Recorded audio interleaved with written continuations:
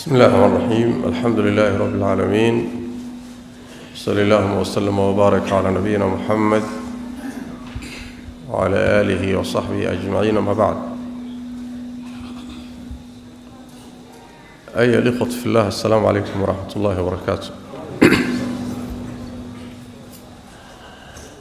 إلى يوم أتسكال تبارك وتعالى ينفض ذي كلن كان عاوة مسجد كان أبو بكر الصديق. تاريخ ذو هجري أما إسلامي واللواتني لحي بشي سفر كنا أفر بغل يصدني السقال. تاريخ ذو ميلاد كنا شان يطوانك بشي كويتوبنات لوضع كنا يتطبيع طوانك. موضوع عن دون إن شاء الله تعالى إنان فردقاً وحير كيدا هذا إلى يقوى فتشيه عنوانكي لإعلاميي وانك بدلي وحن عنوان وقردقي أداء الأمانة بين التفريط والإفراط. طبعا معناه تاصل معناه ذو يهي قود الشدى أمانة كقابين iyo ku xadgudbid, yani in amaanada gudashadeeda laga soo dhaco oo sidii la rabay aan loo gudanin waa mas'ala shariicadu diiday. in amaanada gudashadeeda xadgudub lagu sameeyo iyaduna shariicadu waa diiday. wal hasanatu bayna sayyi'atayn, sayyi'ati al-ifrat وسيئة التفريط. لوضع خط من حق شره، من نرنك جابس كوحق شره، من حق بونبون تيا كبضبادس كوحق شره. لوضع خط بشريعة الواديد ووسط مبادئ إذا النصاص يكون صلى سنتهي لقبل الله بمبدأ إيمانك هي عقيدة ده إلى فروع ذي أحكام تلقاله مبدأ وسطية ده أبي كوس عليه سنت.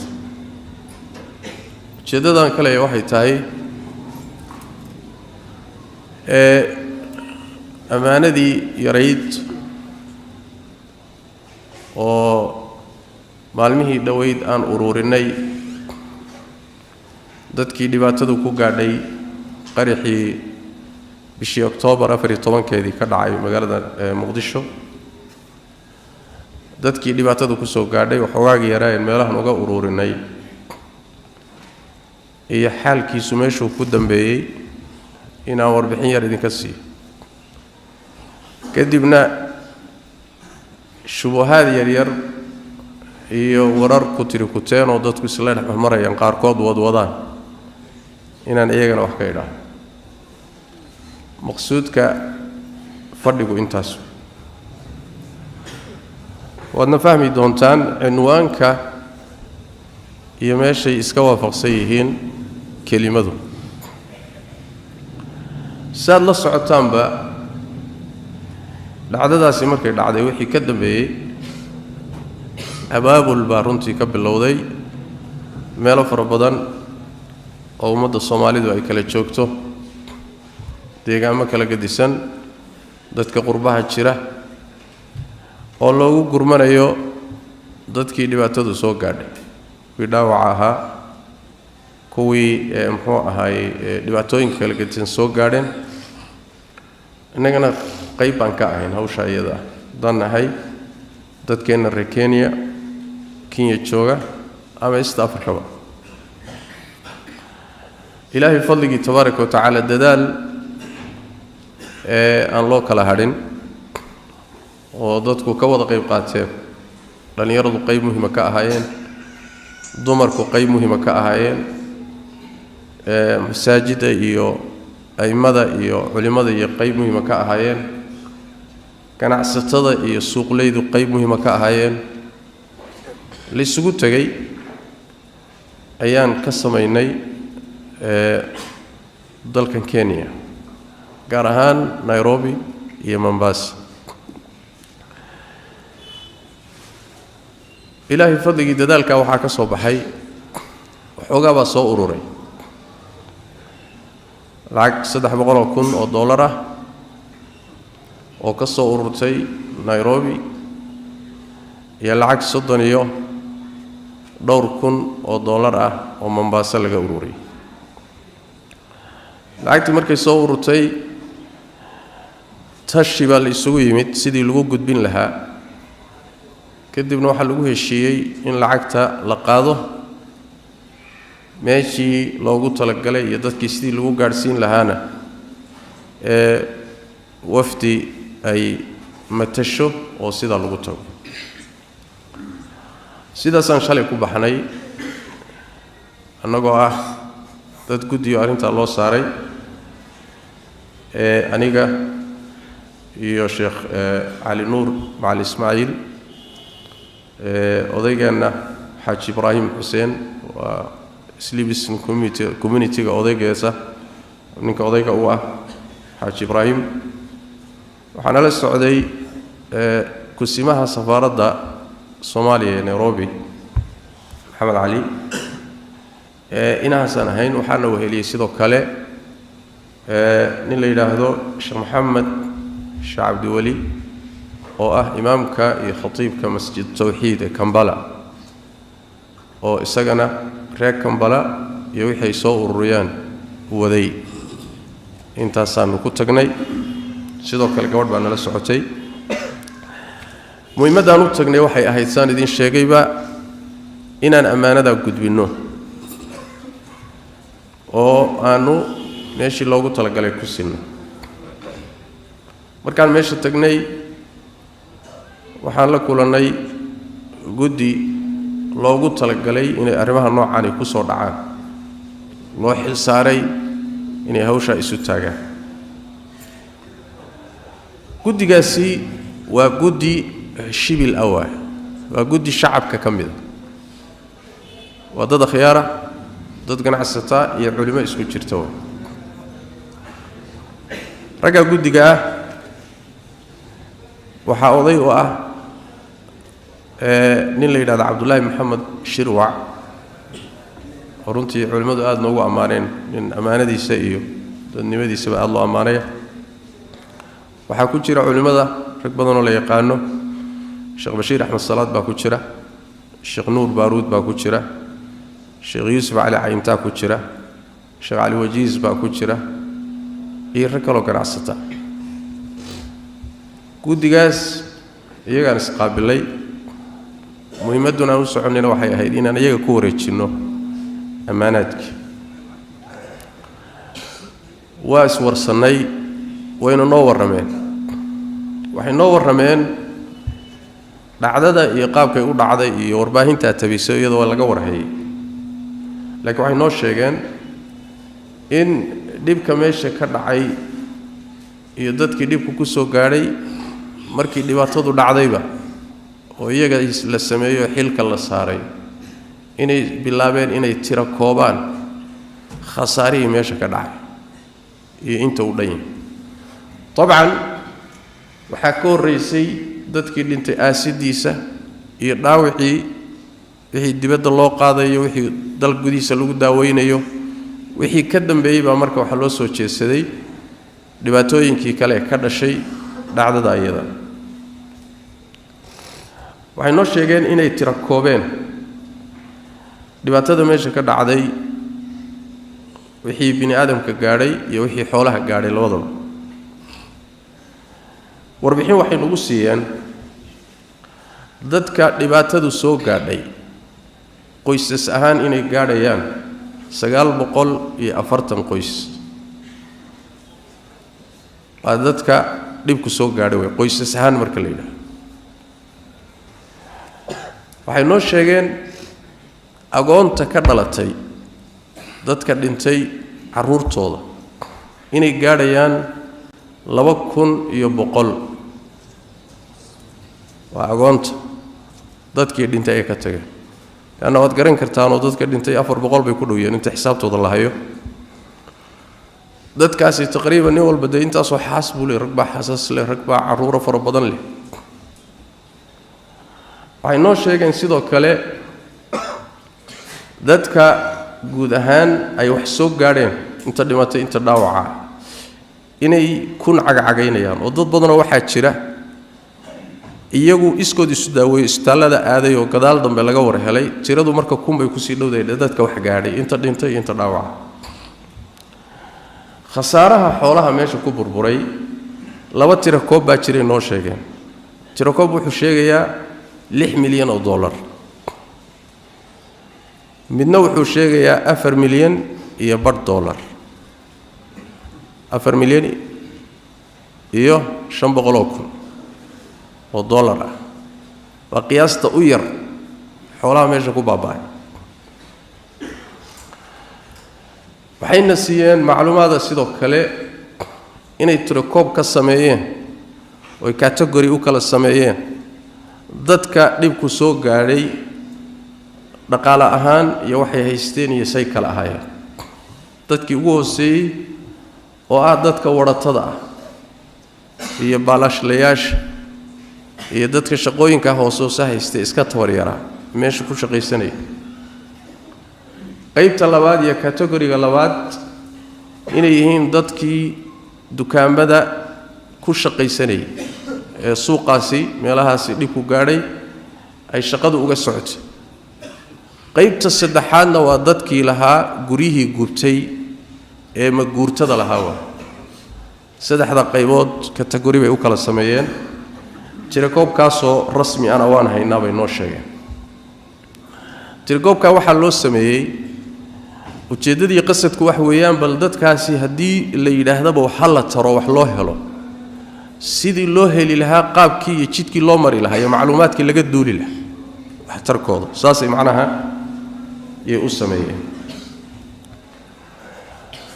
gurmadkii la sameeyey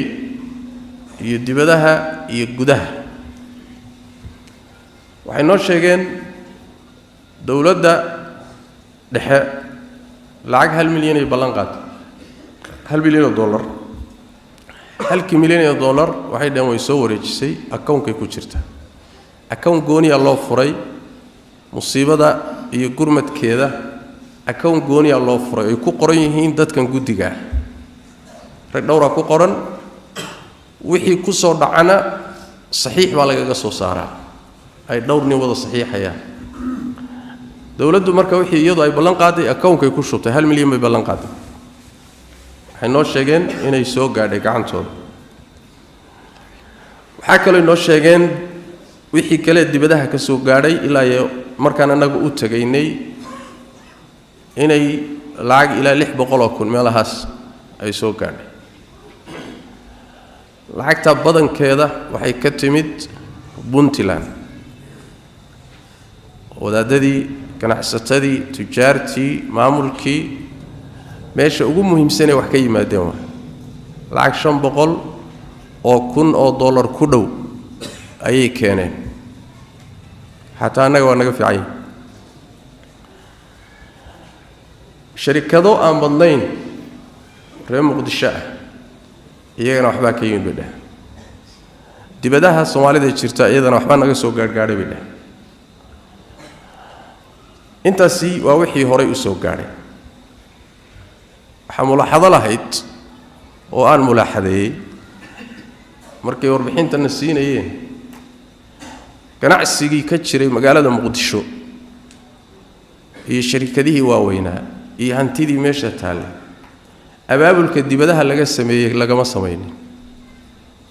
waana arin mulaaxadadeeda la waa isweydiiyay laakiin jawaab uma helin sababtu wax weeye meesha dhibku ku dhacay iyo dadka la jooga iyo hantida taalla ayay ahayd in ay runtii mudnaanta koobaad dadaalka koobaad abaabka koobaad inay yeeshaan laakiin waxay nagu yiraahdeen sidii la rabay abaabulkaas uma dhicin macluumaadkeena siiyeen bay kamid annaga waxaan gudbinay saan idin sheegnayba lacag $353,000 ah $300,000 waa Kenya Nairobi Mombasa isku jira konton iyo saddex kunna waa Kampala iyo Uganda Soomaalida joogtaa soo ururisay intaasi waa macluumaadkiina la siiyey baan idin siiyey arinta qaybteeda kale oo jeclahay inaan iyadana dul istaago waxay tahay guddigaas loogu talagalay arinta inay isu taagaan een hadda idin soo sheegay guddigaasi waxay noo xaqiijiyeen wixii wax qabad ah ee ku saabsan arinta wixii loogu talagalay amaanad ah iyo gaarsiintooda iyo maamulidoodaba inay u madax bannaan yihiin habay yaraatee dawladuna ayna wax faragelina ku lahayn laa min qariib wala min baciid arinta way noo xaqiijiyeen waxaan la kulanay sidoo kale ra'iisul wasaaraha iyo madaxweynaha labadaba waa la kulanay طبعا meeshii aan tagnay kulankoodii iyagana waxay noo xaqiijiyeen marka arinta ay nooga waramayeen wixii ceeb ee ka yimaada arinta iyada ah in ay guddigaasi leeyihiin wixii wanaag ay ka yimaadeen inay guddigaasi leeyihiin laakiin ayna iyagu wax faragelina ku sameeyeen shaqo ayna ku lahayn qaabka wax loo maamulayo wixii la sameeynayo ka warhaynta mooyaane guddigaas iskale arinta waxaan doonayaa in aan sida markaan u taalo waxaan doonayaa inaan cadeeyo macnaha wax ujeedadan kale wax weeye muxuu ahaayay waxaa jirta Soomaaliduna in badan garbay u leedahay azmatu thiqa wax la yiraahdo kalsooni darra jirta oo wixii nidaam iyo dawlad ku abtirsada in waxoogaa kalsoonideeda aan aad loogu qabin wax kalsooni ah waana wax laga arkay nidaamyadii iyo dawladihii soo jireeyo wixii gacan galaba in la lunsado dabeecad bay ahayd kalsooni darradaasi maadaama ay jirto dadkiina in la kalsooni geliyo la doonayo ummadiina waxeedii meeshii la gaarsiiyo sidaas daraadeed ayay noogu xaqiijiyeen labada dhinacba inay hawshaasi ay halka jirto guddigaasi loo sameeyay kaliya ay ku tasarrufayaan guddigaasina waa ragga aan idin sheegay ilaa hadda waxay qabteen markay nooga waramayeen waxay noo sheegeen dadka sii liita oo caa'ilaadka qoysaska qaar baa aad u sii liita oo laga yaabo ninkii odayga ahaa ee waalidka ahaa ee ka dhintay inuu iska ahaaba nin nolol maalmeedkiisa maalintii wuxuu soo helo uun reerku ku nool yahay carruurta isagu hadduu baxayna dabkii uu ka damay dadkii noocaas oo kala ahay aad u sii tabardarnaa ayaan wax ku tuurtuurnay bay dhaheen lacag 100 iyo waxoogaa kun oo dollar ah ayaan u qaybinay bay dhaheen wixii kale ee soo galay waa haynaa waasay noo sheegeen qorshaha ay la damacsan yihiin inta wixii ka soo hadhay waxay noo sheegeen in ay rabaan dadka ay saa u kala qaybiyeen oo qaybaha u kala qaybiyeen haddii ay suurtagal tahay in la gaarsiiyana in la gaarsiiyo haddayna suurtagal ahayna in mudnaanta koobaad la siiyo dadka sii liita gaar ahaan qorshe waxaa lagu jiro bay dhaheen carruurta agoonta ah oo saan hadda idin sheegay 2100 gaaraya in mustaqbalkooda waxbarasho maadaama odayaashii meesha ka baxeen lacagtan looga qoondeeyo waxbarashadoodii inay sii wataan noloshoodana loo raadiyo bal cid kafaalo qaad hay'ado iyo dad muxsiniina iyo sharikaad iyo bal cid noloshooda kafaalo qaadana loo raadiyo waxbarashadoodana halkan laga dabaro saysan waxbarashadii aysan ugu kala goynin meesha uga bixin taana waa muxuu ahaayay qodob ayadana noo sheegeen inay ku tala gashay macluumaadkaas waa wixiina dhaxmaray anagii guddigii hawsha u xil saarnaa ayaga anaguna iyagaan ku wareejinay wixii dardaarana waa siinay waxaan inay amaanaad yihiin mas'uuliyadda ka saaran inaysan ceebi ka imaanin inay dadaalaan iyaguna ballanqaadka waa bixiyeen ilaahay tabaaraka wa tacaala ha u fududeeyo inta kadibna odayaashii aan la kulanay iyo madaxdii aan la kulanay kulamo iska caabir ahaayeen ayagana wixii nagaga aadanaa waa u sheegnay wixii nagaga aadanaa oo ugu horeyso ummadan meeshay ka jabtay iyo musiibadu meeshay kaga dhacday in la fahmo sababtuna ay tahay asaasiga oo dhibaatadan keentay diinta Ilaahay tabaaraka wa tacaala oo laga leexday laga fogaaday وبالتالي حل كسوكي إنه سنشرين إنه مدن أي دين تيدا وصول نقطة ودين تدقن كذي لنع والبا دي بلا وصول نقطة حل كسوكي ومشكلة دي إن حلو أمتشره تا إن الله وذا اللقوة ذا الددالو نين حل هيا ينين أقوان ينين أضايا يرنا سيدي أمدن الدين تيدا وصول نقول لهاي دقن كي دين تنو أهر قالي لها لنع والبا sidana ilaahay masaa'ibta iyo dhibka inooga qaadi lahaa fariinta ugu muhiimsan in la wadaagnay taasay annaga aan u gudbinay waana waajibkiina saarnaabu bacda dalika intaasi waa intii aanu tagnay galabnimadiina waa soo noqonnay subaxdii baan tagnay galabtiina waa soo noqonnay xalay waa idin la barinay shalay subaxdii baan baxay ala khilaaf alcaada عادة وحياة جرتي مالها سوكلا دان تكون مدة إن نشوفنا لكن وأدربوها كسرنا معناه دون ما إن كبقني إن العصر نيباه وأنا قلفت الرد السنين أما اللي قرحية يا مركي ورا قرشاهم كنت تجنب السيدة الرماد ضروري ولا جا مارمان آيات شري سأستردد مانا المغنان كرنتي فردي وحوها سفر كضارب وها إن دربصون قلنا وكو قسمين هؤلاء وحاجة مهمة ونص الله بنا معلومات كائنا وذاكنه سيدنا وحلو وقادو ووجدنا هرت فرق كربي سيد عيات فربضان يورر بدن وكتير كتان أي ماشى وقبحان أنت كذب وحندون يا إن تلمامه دور قضبه كله وبراروتشين والديني waxaa jira dacayaadka qaarkood oo dhahaya lacagtii dadka laga ururiyay masaakiinta loo ururiyay inta la qaaday baa dawladda gacanta loo galiyay kadibna hub iyo dagaal baa la siistay dagaal baa lagu galay saaka markaan soo galay xaafadayda ka soo galay anoo masaajidka soo galay nin wadaada baa masaajidka hortiisa igu qabtay bani wadaada jaamaca islaamiga ka soo baxay markaas wuxuu igu yiri iiga bilaabay salaan kadib islaamka lacagtaad ka soo ururiseen tuug baad u dhiiteen tuug baad u gacan geliseen waxaan ku yiri ka fiirso warkaad leedahay waan hubaa buu waxaan leeyahay yaan u dhiibnay yaan ku yiri khayraad u dhiibteen waxaan ku yiri ma hubtaa maxaad cadaynu haysaa wuu aamusay cadaynta keen baan ku yidhi nin culimaa tahay nin da'a tahay maxaad cadaynu haysaa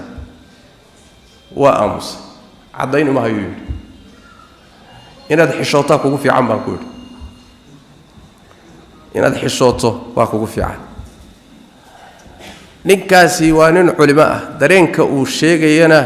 waxaan shaki ku jirin dad badan baa qaba khaasatan markii laga arkay telefishinada laga arkay annagoo nimankii odayaasha ahaa la joogna markii laga arkay dad badan baa waxay iska dhaadhiciyeen xoolihii nimankaasi baa loo dhiibay wabilaahi tawfiiq hawshiina waa la farsamaystay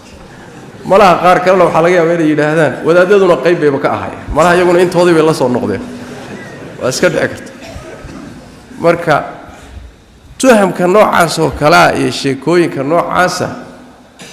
waa sheekooyin dhib leh in marka wax weeyaan meesha laga saaro waa laga maarmaan mar waxay xambaarsan tahay horta dadka muslimiinta asal waxa uu ruuxa mar hadduu muslim yahay amaana asal u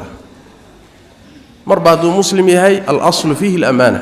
asal waxa uu inuu amiin amaanadiisana ilaa wax cad la helo mooyaane amaanadii waa ka baxayo amiin ma aha lama dhihi karo ilaa wax cad oo rasmi inaad u hesho mooyaane أصل كروح مسلم كوائن أمين كان عصدها أهاض مدحها أهاض علمها أهاض عامها أهاض رجع الضمرها أهاض أصل كروح مسلم كوائن أمين وحلور به كرو آمن معها وإن وحد أو شبيه أرنتا أيضا إن لها يوه أو شك كتير هذا لهينين وركاسي واميل قد عمر روح عليه بدي بقص النقطة مد هرتا إشكال ماله ريب لما له دتك أمده وأديجي مصالح ده وهاي دناها وهاي وحقوق بنايا إلا التهماي أيضا وحس كتيرة وحس كإيمانية وعيد هديك كنا بتقلي سنة محمد بقى كنا بتقلي له صلى الله عليه وسلم سمع نبي محمد بقى كنا بتقلي له أنت اللي هو يستاجي أيه وحلوير اعدل اتق الله يا محمد اعدل فإنك لم تعدل محمد وإلهي كبق عدالة سمية واحد سمين إذا عدالة ما هي يا عدالة دي واتكتك طيب سيدنا عدالة ما عدالة سمية محمد نبى النبي محمد كله صلوات ربي وسلامه عليه ولكن النبي محمد صلى الله عليه وسلم ووحي وحقوق قيبيني إنما أنا قاسم والله المعطي أنا أقول قيبية ومبانح إيه الله بحية يعني أمر إلهي بان حقوق قيبيني ماشي اللي أمري بان وحدقيا نبي محمد الصداها صلوات ربي وسلامه عليه هدونا بدقلي واحد دينين حل قاد إيد قادوا وكأيد يدوا يعني وحي يدو اسكتشوكتها لكن waxa muhiim ah inay noo ogaano in tuhmadu aynan aadi aad u dhibanta oo loo baahan yahay ruuxa inuu aad isaga ilaahay ruuxa muslimka ah ku hadlideeduna way ka sii daranta tuhmadu masalan nabigeenu salawaatu quraanka kariimka Allah wuxuu ku yiri tabaaraka wa taala ya ayyuhalladhina aamanu ijtanibu kathiran min adh-dhann inna ba'da adh-dhanni ithmun dadka mu'miniinta oo ka fogaada in badan oo tuhmada kamida waxay tuhmada qaarkeed waa dambi dhannigu waa tuhma laga wada tuhmada qaarkeed waa dambi nabigeenu wuxuu sallallahu alayhi wasallam xadiis saxiixaynka ku yimid iyaakum wadh-dhanna fa inna adh-dhanna akdhabu al-hadith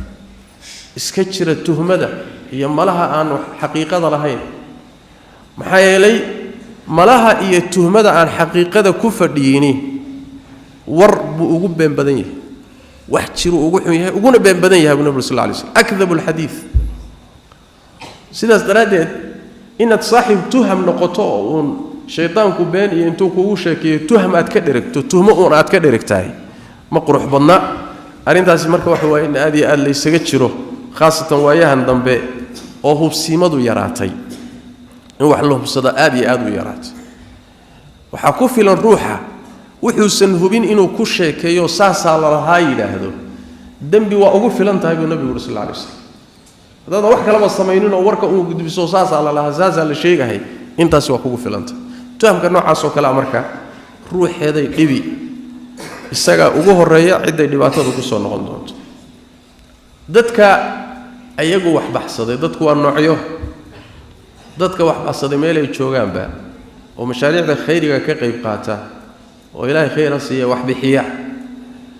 kuwaasi ayagu uma badna inta badan dadka wax sheega ayaga ruuxii wax baxsaday haday ka timaado tuhmo iyo wax ka sheeg aan saxsanayn oo qaldan sadaqadiisii bay dhibaato u geysanaysaa isaga laana wax weeyaan ruuxa wax markuu wax baxsado sadaqadu baxsaday inuusan burinin sadaqadana waxa buriya dadka had siisay inaad ku galad sheegato ee inaad wax ku dhibto sadaqadaad bixisay inaad dhibaato ka keento dadka aad ku dhibto la tubtilu sadaqatikum bil manni wal adha sadaqadaad bixiseen ha ku burinina galad iyo dadka inaad ku sheegataan iyo inaad dadka ku dhibtaan saas daradeed ba Allah wuxuu tabaaraka wa ta'ala qawlun ma'rufun wa maghfiratun khayrun min sadaqatin yatba'uha adha hada alwanaagsan iyo dhaafid ayaa dhaanta sadaqo hadal xun ka dambeeyo sadaqa aad dadka ku dhibayso dacaydeyn iyo wax ka sheeg iyo dhibid iyo ay ka dambayso hadal wanaagsan baa ku dhaamo inaad isaga dirto adoo waxba bixinin oo hadal wanaagsan laga helo baa ku dhaanta intaad gacanta wax ka bixiso haddana inaad ku dhibto dadka laba goorama waxa loo baahay ruuxa muslimka inuu ogaado asagu niyadu wax kula baxay in ilaahay uu qabanayo tabaaraka taala hatta haday dhacdo wixii aad la baxday jihadii aad ku bixisay in la garab mariyo oo meeshii meelan ahayn ay ku dhacdo hatta haday dhacdo adiga niyadaadii aad kula baxday ajirkaaga ilaahay waa ku siinaya marka maxaa ka maqan marka inta darbisa hadaad heshay inta yartaa ilaasho xadiidkii saxiixaynka ku yimid waa kii nabiga sallallahu alayhi wasallam nimba wuxuu yiri walla maanta sadaqa waan baxsan buu maanta waxbaan sadaqaysan sadaqadii buu la tagay markaas sadaqadu baxsanahay nin tuuga gacantiisa ku dhacay tuug buu miskiin mooday markaasuu tuug miskiinnimo wax u siiyey magaaladii baa ka war heshay waa lagu sheekaystay war ma maqasheen tusaddiq ala saariqin nin tuuga wax lagu sadaqaystay markaasuu wuxuu yidhi sadaqadeedii ma tuug gacantiisa gashay wala inaan mid kale la bixi buur mid kale uu la baxay waa la tagay markaas haddana naag zaaniyad bay gacanteeda ku dhacday waa lagu sheekaystay haddana magaaladii war ma maqasheen naag zaaniyad baaba sadaqa la siistay oo wax lagu sadaqaystay wuxuu yidhi wartiina ma haltaasina ma halkaas iga martay wala in haddana sadaqa kale la bixi tu kaluu qaaday masaa'iyaduna waxay ku dhacday nin taajir oo qani bay gacanta u gashay magaaladii waa ku sheekaystay war ma maqasheen nin taajir baa miskiinnimo wax loogu sadaqaystay waa cajaayib ninkii isagaa markuu ka war helay sadaqadii saddexda goorba uu la baxayba saddex meeloodoo uusan ugu talagelinay kala martay ayuu ilaahay u mahad celiyey allahumma laka alxamdu calaa saariqin wa calaa zaaniyatin wa calaa ghaniyin buu ilaahu waad ku mahadsantahay sadaqada ku dhacday mid tuuga gacantiisa oo mid zaaniyada gacanteeda ku dhacday oo mid taajir oo qaniya gacantiisa ku dhacday allah waad ku mahadsantahay ninkii waa loo yimid kadibna waxaa lagu yidhi sadaqadaad la baxday oo tuuga gacantiisa gashay horta meel xun ma gelin waxaa laga yaabaa tuuggaasi inay baahi u geenayso tuugnimada oo ilaahayba uu sabab uga dhigo sadaqadaada inuu ku dhowrsado tuugnimada kaga baxo soo tii gacanta zaaniyadda ku dhacdayna waxaa laga yaabaa inay zinadan iyo xumaantan iyo fuxshiga ay u geynaysay in wax la'aan oo gaajaysanaydoo waxoogaagaad siisay waxaa dhici karta iyadana inay zinada kaga baxdo midka taajirka waxaad siisayna oo gacantiisa gashayna waxaa laga yaabaa inuu hooda ku barto Soomaali soo ma tiraado hooda baro sida wax loo sadaqaysay in sadaqa la baxsadaba inay tacliin iyo tarbiya ugu noqoto dhici karto sidaas daraadeed waxa laga wadaa oo xadiidka maqsuudkiisu yahay wixii aad la baxdood ilaahay wajigiisa iyo dartii ula baxday laba gooraba adiga kaama khasaarin meel xun lama gelin darsigaasi marka wuxuu darsi u yahay ninkii wax baxsaday oo wax sadaqaystay oo wax dhiibtay asaga intaas ku filan ajirkiisina waa leeyahay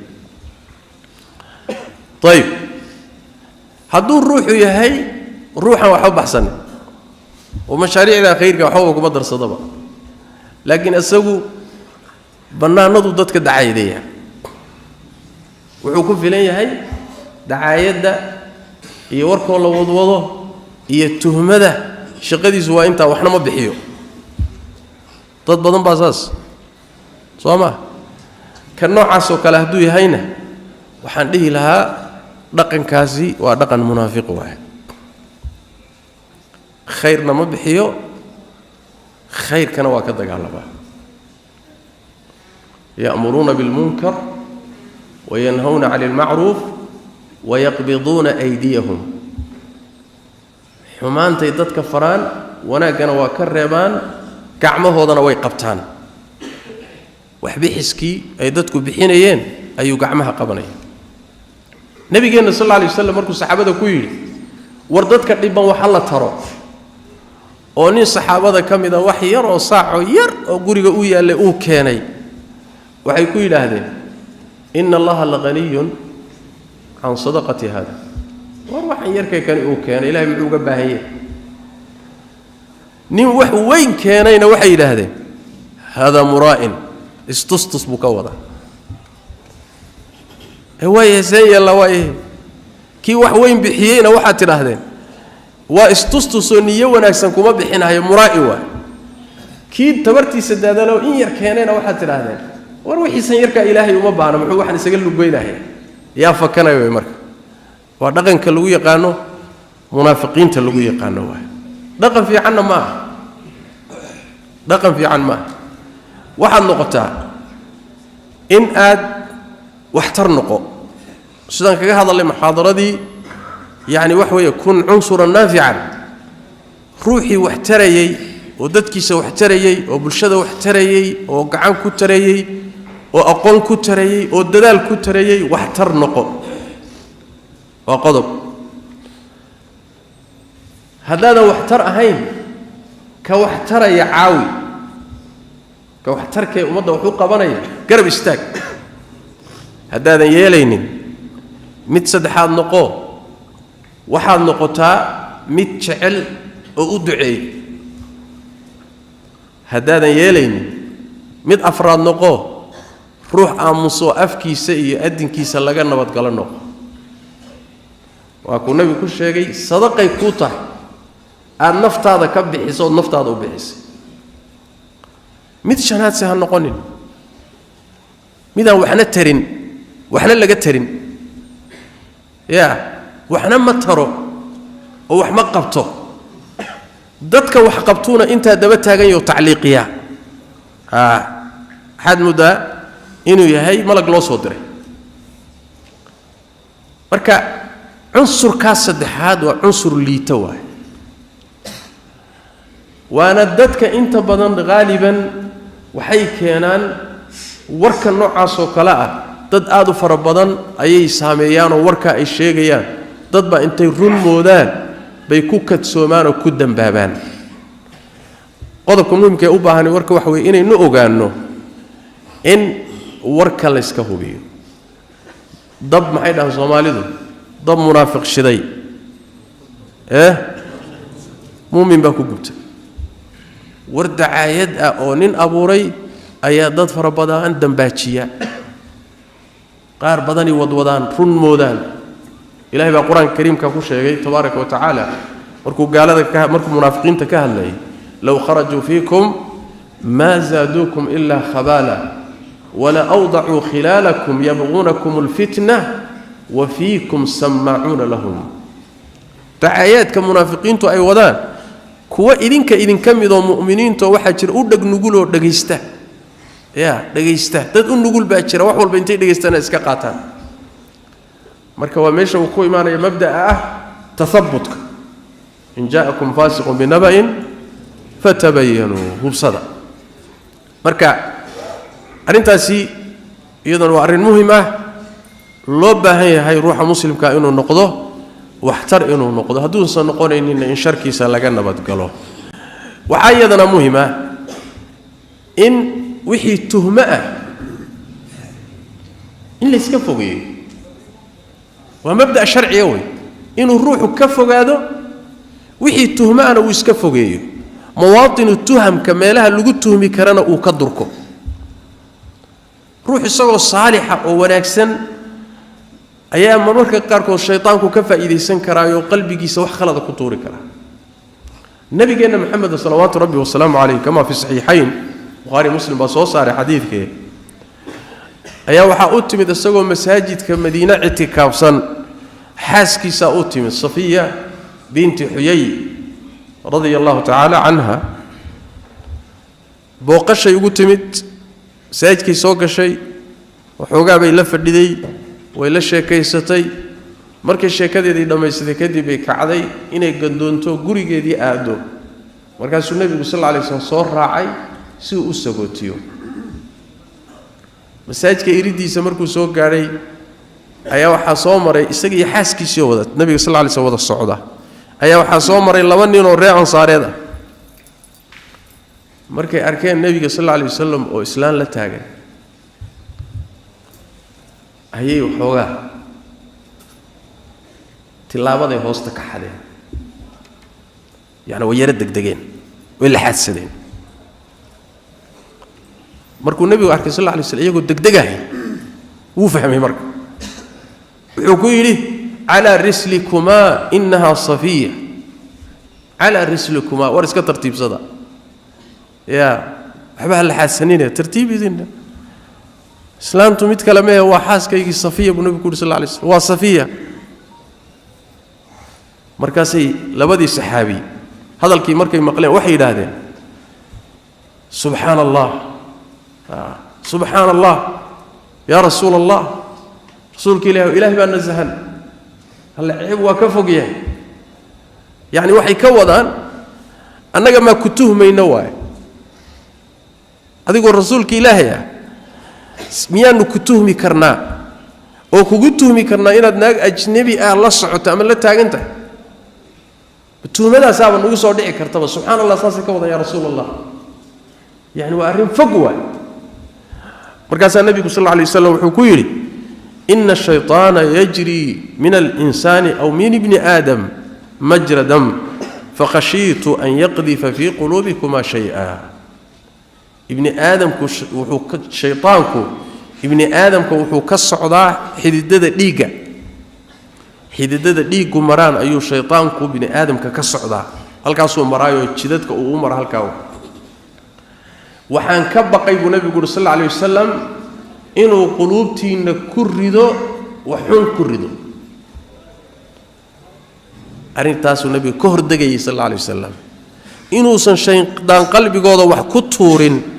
ayuu rasuulku ka hordagay sallallahu alayhi wasallam markuu ku leeyahay innaha safiyah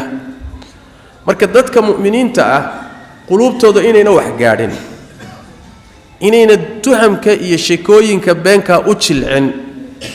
inuu shaydaanku dambaajinin waa maqsad sharci ah in la yiraahdo wararintu saas ma aha waa sidaan ayaan qalad la xaleedin ku sheegay nabigana salawaatu rabbi wa salaamu alayhi hadiiba asagu in uu tuhma ay timaado uu hadalka u yiri cid kasta oo dhanna tuhma waa iman karaysa sidaas daraadeed maqsuudku wax weeyaan in wixii meeshay mareen iyo gacantii iyo cid loo dhiibay iyo sida loogu talagalay iyo meeshaan marinay inaan idin la socodsiino ashafaafiya waxa Soomaalidu yiraahdaan nin gunti xun inuu wax qarsanaya la moodaa يا هذه قنتي قاد كاغا خيو انتاد مرضى دوبتا معويستا هل كان اي wax kaaga buuran yihiin inaad wax ku qarsanayso lagu moodi maayo oo marka dambe tuugu intuu madax kugu dhufto yaani meeshii waxba kuma jira in wax ka qaato rabo adiga gunti xumadaada keento marka waxyaalo fara badan waayaha waxay u baahan in la qeexo banaanka la soo dhigo on jaanis loo siinin dadka muqridiinta ah inay muxuu ahay dadka waswaas galiyaan ama ay tuhmo galiyaan ama ay ku abuuraan warar ku tirkutaan oo xaqiiqo ahay intaasi waa wixii suroobay wixii khayr iyo wanaag ee ummadani ay qabanaysana meer walba in la dhiiri geliyo way masaa'ibta ummadda ku dhacaysa nooceeduna ha noqoto abaarihi baan mar dhow ka soo baxnay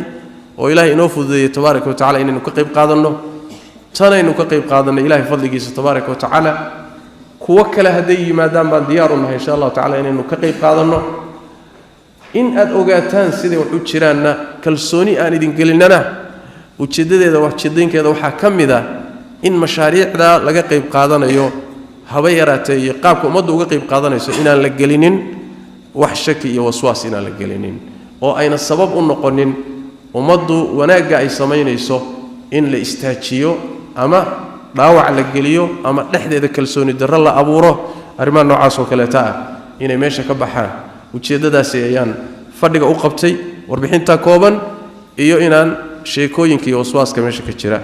inaan wax ka idhaahdo jazakumullahu khayran wa barak fiikum wassalaamu calaykum waraxmatullahi wabarakaatuh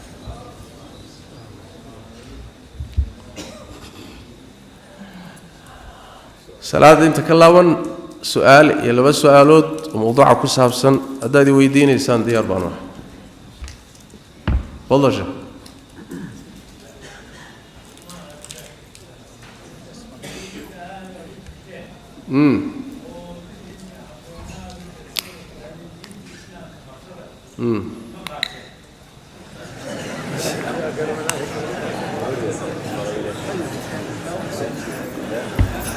سؤال شو حويان هذه وكعليه بدن كلمة المغلب على dawladda aad u tagteen oo ku tirahdeen ummadda diinteedii iyo dhaqankeeda hal la qaato ma idinka qaateen way su'aashu kulli waan diidnana mayna dhihin waafajinta ilaahay baa iska leh annagana mas'uuliyadda saaran intaasay ah iyaguna waan diidnamaysan dhihin waxay aad uga hadleen dowrka iyo kaalinta looga baahan yahay culimadu inay qaadato marka إلهي وحي خيره هوا فتشيو عد كستو مدة وادي جيس ودنا هذه مصالح هذا هيس نعم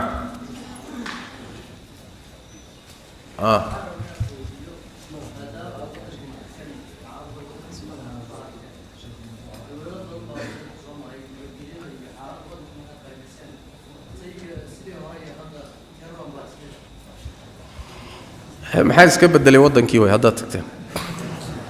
جوابته وحوي كما وربحين كرو sababtu waxa weeye airportkan ka dagay waa la qaaday guddiga waan meel kula kulmay waan ka tagnay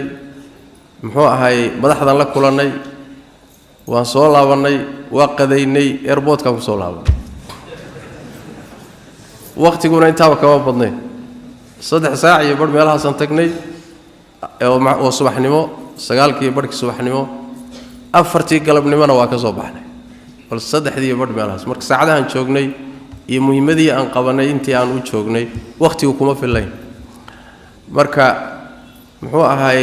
wada ana aqoonina waa ka galayba oo ana aad u garanay markii dambe soo baxaynayna wadadii Makal Mukarrama soo marnay lambar 4 intaasi waxoogaa way uun isbedel waa iiga muuqday intaas isbedel waa iiga muuqday laakiin qaybtii horeen marnay hoose oo wixii xamarweyne ma la dhigi jiray xagga soo xigay dekada iyo dhulkii halka ah iyo muxuu ahaa meesh dhigi jiray ceel gaab iyo dhulkii la dhigi jiray ya dhulkaasi wax isbedel weyn ma jiro meeshaasi wixii aan ka sheegnay waa khalad ma hormar baa ka jiray ma dibdhac baa ka jiray waxa idaacadaha ka maqashaan mooye wax ana joogay oo soo arkay aan dhihi ma jiro wallahu a'lam naam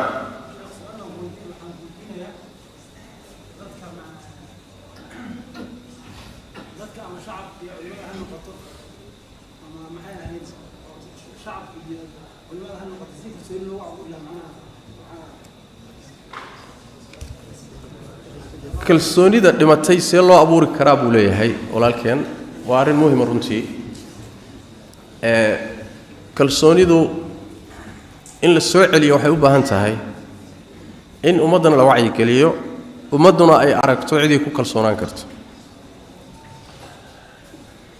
طبعا adduunka dhan maanta waxa ka jiraay waa waxay tahay nidaamkan corruption-ka iyo hantida dadweynaha in la dhaco oo la boobo oo nin walba chance ku ka helo oo gacmaha ka buuxsado oo loo abayeelin waa wax adduunka dabayl ka jirta waa muslim gaal taqriiban wax way waa wax socdo waa kalsooni darrada shucuubtu ay maamulada iyo madaxda ay kalsooni darrada dhimatayna asalka taasay ku haysa waxay ku xidhan tahay marka inay ummaddu aragto dawlad iyo madax iyo dad mas'uuliina iyo culimo iyo dad ganacsata oo hantida ummadda iska ilaalinaya una ilaalinaya ummaddu wixii ay ku aragto umbay kalsoonidu ku soo noqon kartaa in la wacyi geliyo ummadda loo sheego oo usuusha loo taqriiriyo loo ta'siiliyo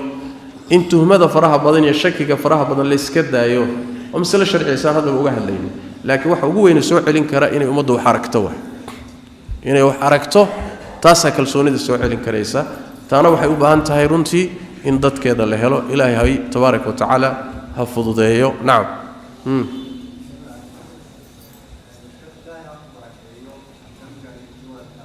آمين دوانسي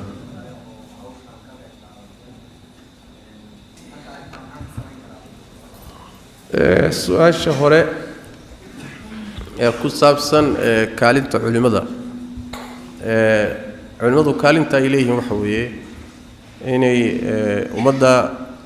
أي دين تهذا كبرى رجيا إن أي وعي قلنتا إن دلائي دين تسلصون نقضوا حلقة إذا كلجت بحالة سنوات الماني إن أي واجب كابوتان وأنا مسؤوليات si khaasa ayaga u saaran isla markaana waa inay hormuud ka noqdaan ummadan iyo masaalixdeeda iyo danaheeda guud sidii looga shaqeyn lahaa ummadda midnimadeeda isu keenideeda isu soo jiidideeda musaalaxaynteeda waa waajib sharci ah waajibaadka saaran ee muhiimka waxay ka mid tahay inaynan cid kale ka sugin ummadan iyo sidii nidaam kala haga loo heli lahaa nidaam kala haga oo dalkoodii ku dago oo muxuu ahay deegaamadoodii ku dagaan oo midka tabarta yar uu ku helo xaqiisa oo midka xoog badan lagu qabto in nidaam iyo kala dambeyn ay hesho ummadani waa maslaxa sharciya waa maqsad sharciya oo loo baahan yahay cil walba inay ka shaqeyso ciddii ka shaqeynaysana in lagu garab istaago haddana waajibaadkeeda waxaa ka mid ah culimada inay u naseexeeyaan dadka madaxda ah oo uga naseexeeyaan wixii waajibaada ugu naseexo ummadaasi ka mid in loo naseexaynayo wixii maslaxada ummadda looga naseexeeyo wixii khalad looga naseexeeyo wixii ay ku toosan yihiin lagu garab siiyo oo loogu maartay muxuu ahay loogu kaalmeeyo waajibaadkay ka mid tahay mid baa khalad ah midda khaladkii waxa weeye culimadu in ay nidaam ka jira iyo andimada jirta khaladaadka ay leeyihiin inay ama isku dayaan khaladaadkooda inay tabriiriyaan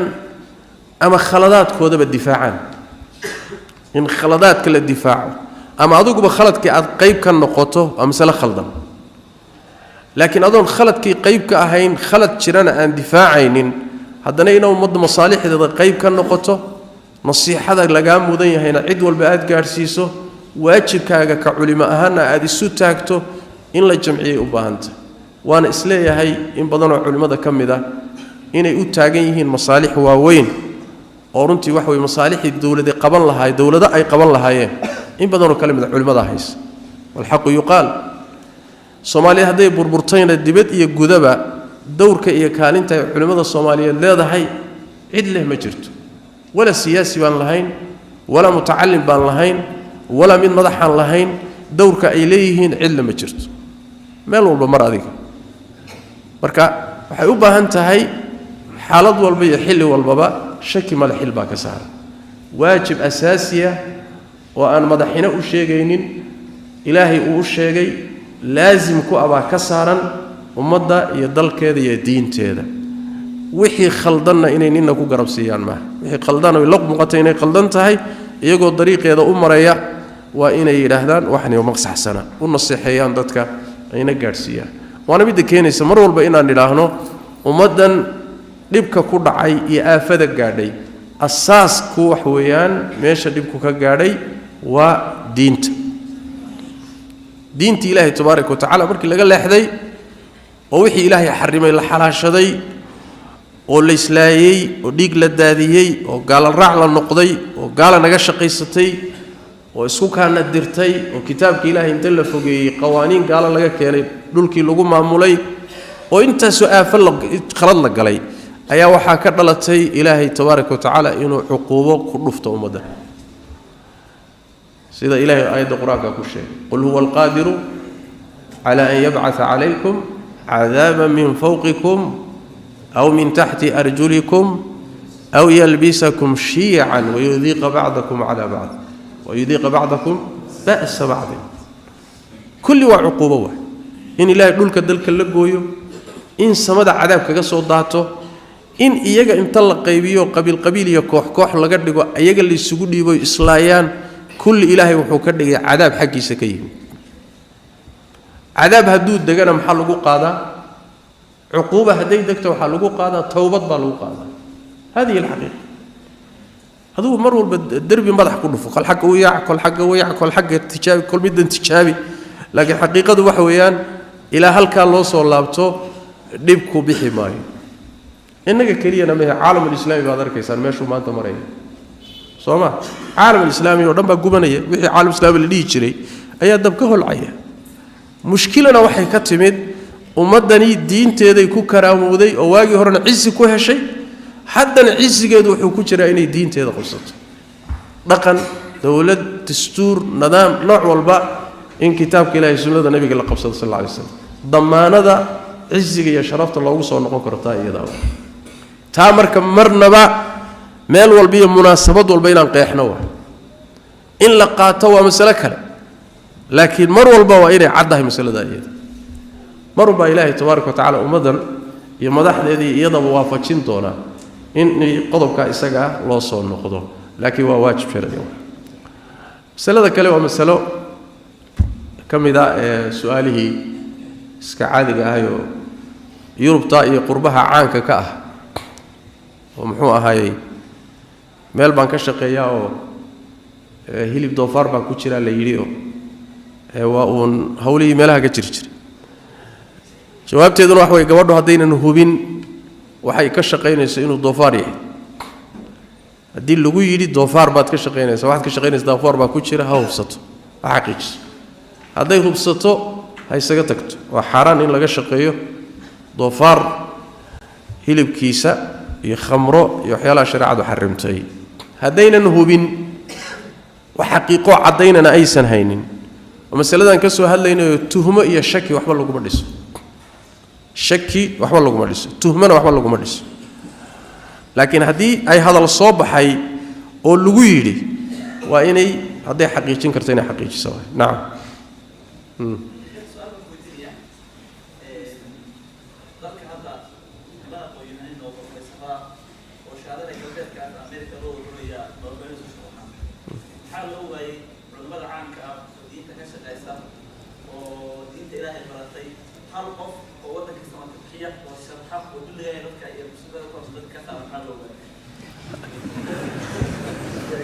السؤال شو وحوي علماء المحل وجواي لما كان متعلمين تدي بدها كيفت عيد سيدي ذلك ماشى سوق الانتوق قالوا ذلك السماء تبحي جوابت وحوي لما كاسي صومالي بوحود ديبته علماء بوحود ديبته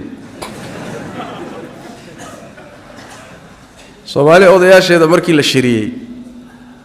ولي عدي أما مدح نقول له أما دولة غيب كان نقول له كان مركلي حتى غير علماء كيس صديق بجر مركب ما واحد ربطان ماشي هنا وكود قال الله حيو كوق هذا المرة تانو تقالوا جيش هكم من نقول ردي مسهلنا حقيقة وحويان أنا وحن وركان واقع الصومالي ذا فيريو ninka arinta Soomaaliyeed qoorta loo geliyay maanta dib uma yara waa nin imtixaan oo dhan lugta la galay nin malaha waayahan khayr la rabana meesha lama bageeyaba maxay yeelay si kasta haduu u dadaalo shaki ma laha in dhibaato badan soo gaarayso حتى الدنيا في عينه ودلال بديه ومدن خير لك شعليه وانتو هلي كرب حيو challenges كي عقبات كهوريا لا يحسالن ما يقول صورد ما زاز دراديد بانو عن ليابا dadka ku ordahaya maanta Soomaali iyo xilkeeda ku ordahaya waa la yaabaa aad baan ula yaabaa taqriiban waxaan is idhaahdaa uun indha adayg fara badan baa ku jira indha adayg aad u fara badan ayaa ku jira ama xilkasnimo fara badan baa ku jirta waxaan u jeedaa xilkasnimo la'aan xilkasnimo la'aan fara badan baa ku jirta mujtamaca mushkiladu haddaad moodaysaan keliya inay ka socoto dadka madaxda bas dadka madaxda inta madaxdaabaa hallaysan inta madaxdaabaa khariban inta madaxdaabaa tuug ah inta madaxdaabaan daacad ahayn madax baasaa noo gashay madaxay sax ma aha aragtidaas sax ma aha sida saxdii wax weeyaan mushkilada ina haysataay waxay ka soo bilaabataa hoos fardigay ka soo bilaabataa qoyskay soo martaa mujtamacay soo martaa meesha ugu dambaysay ku dhammaataa miaal baan idin siinaya dadka mujtamaca marka la fiirinayo waxaa la fiiriyaa oo laga mid tusaale qaataa mutacalimiintiisa dadka wax bartay aqoonta leh ilbaxa ah baa laga qiyaas qaataa waxaan tegey waddamada ka mida qurbaha waxaan tegey jaamacad ardo badan oo Soomaaliya ay ku jiraan jaamacaddii ardadu ay dhiganaysa waxaa jira jaamacad kasta jinsiyad ka dhigta jinsiyad bal waxay leeyihiin ururka ardada Soomaaliyeed ururka ardada Kenya ururka ardi baa jira ururkii ardada Soomaalida ee jaamacaddaas 2 sano ka hor baa la xidhay intaasoo jinsiyadood baa dhigta hadda ogow kulli ururadoodii waa u shaqaynaya xafiisay leeyihiin madax bay leeyihiin hawlahooda waa u kala socda kii Soomaaligana waa la xidhay war maxaa loo xidhay waxaa la leeyahay waa la isku qabsado rag isku qabsanayay marreebaadiya ma gel jira waa mutacalimiintii waay rag jaamacad soo gaadhay way ugu yaraan heer jaamacadeed maraya waxay isugu qabsadeen annaga reer koonfureedna hogaamin maayaan iyo reer waqooyina hogaamin maayaan iyo reer barina hogaamin maayaan waa Soomaali ogow markii laga yaabay inay islaayaan ayay jaamacaddu ururkii Soomaalida xidhay markii 2 sano ay xidhnaa ayaa gabdha Soomaali oo gadaal jaamacadda ka soo galay baa waxay sameeyeen olay galeen waxay yiraahdeen warmayo ururka aan soo nooleynay waayaan gabdhaha yaani waxyaalo badan bay rag ku dhaamaan ururkii aan soo nooleynay bal jaanis la siiyay ka tagale waxay u tageen maamulkii jaamacadda waxay yiraahdeen ururkaniga naloo soo celi annagana waxaan damaano qaadaynaa si nabadgeliyo ku jirta inaanu maamulkii ku dhisano way hadad wax keenaysaan way kuwa kaasaliya qaata gabdhii ururkii way soo dhixiyeen Soomaa urur hal isu yimaada aan tashanne markii la isu yimaado ururkii maamul ha loo sameeyay la yiri meeshii bay ka bilaabeen ma waa xaqiiqo ariga aanu joogay warribayo soo waxidkay war dadkan mutacalimiintoodii aqoon-yahankoodii dadkii wax u baranayay dadkii maskaxda lahaa qurbaha jooga ummadahan kale la nool markay heerka yihiin heer mid iska daaya madax uu korka laga saaran yahay min jahay ka halaysan tahay baasha min jaha laga soo soo nin walba dib isugu noqo xaqiiqadu waxay tahay ilaahay tabaaraka wa tacaala sunankiisa kamid ma aha ummadu markay dhaalimo tahay baa dhaalim loo dhiibaa banaanka kama imaan nin kasta oo la keeno meesha haddii maanta wadaadka inoogu wadaadsan inoogu ikhtiyaarsan inoogu mutacallimsan inoogu ibaado badan meesha la geeyo maxaa tuu ka dhigay xagee wax ka jiraan marka xaqiiqadu wuxuu baahan inaan isfahanno xaqiiqadu waa gudaheena xaqiiqadeenu waa tarbiyadeenna xaqiiqadu innaga inugu soo noqonaysaa innaga markii mujtamaca aqlabkiisu saxmo oo dhismo shaki ma leh korku waa iska xasaxmaya oo korka yaa meesha geeyay adigoon baa geeyay Soomaa kan kursiga kor ku fadhiya geeyay soo adigu maada geeyay hada geeyay odayga geeyay ka doortaa geeyay tayib maxaa ku maagi marka mushkiladu marka kor iyo hoosba waa is haysaa waana mas'alo u baahan waqti dheer tarbiyad dheer dadaal dheer waqti qaata loo soo celiyo ummadan yaani wax way masaarkii dib loogu soo celiyo meel dhow markaa ka fiirinina naam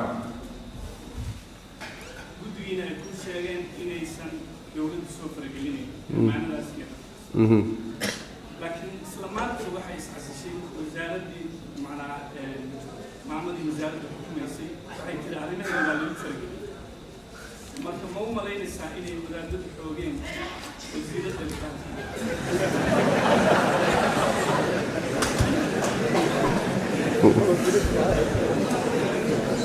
بسم الله الرحمن الرحيم ninka su'aashiisa waxa weeye maanta wasiiradii waa isxashay wiil waa wasiiradii way xilkays ya abaaraha iyo musaayibta miya marka wuxuu leeyahay wasiiradda isxashay soo suurtagal ma inay wadaadadii dhaceen oo xilkii ay ka boobeen jawaabtu waxa weeye wasiiraddu hadday isu xashiishay xil wadaadda ka boobeen ama qoladana hadda sheegayno guddiga ka qaateen iyo hadday hawlo kale isu xasishayba kulli wax aad ii khuseeya ma aha anigu dadkii wax u dhiibay hadday iyagu mas'uuliyadda dhaceen iyo haddii kaleba dadkii aan u dhiiba ammaanada aan u geeyey baa ka warramay dadkaasina dad hawsha loo dhiibay lagu ogyihiin inay yihiinna waan caddeeyey laakiin haddii wasiiraddu ay isu xasilayso in yaroo masaakiin wax yaroo soo gaadhay loo qaybinayo taa waaba in la eriyaba horta intaaba hadday isu xasishay ma safilayo warkaasi war saxsan maaha wasiiraddu laga yaaba inay dowladda wax ka tirsatay in asbaab kale isu xasishay laakiin hawshani waa hawl kale wey iyadaa wax ka dhistay maamul dowladda wax ka dhistay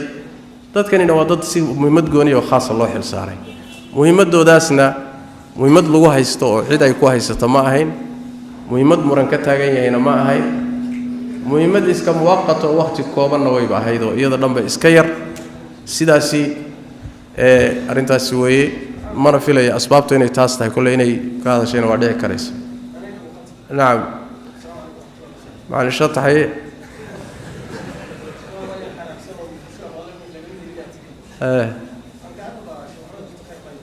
su-aasha u dambaysa insha allah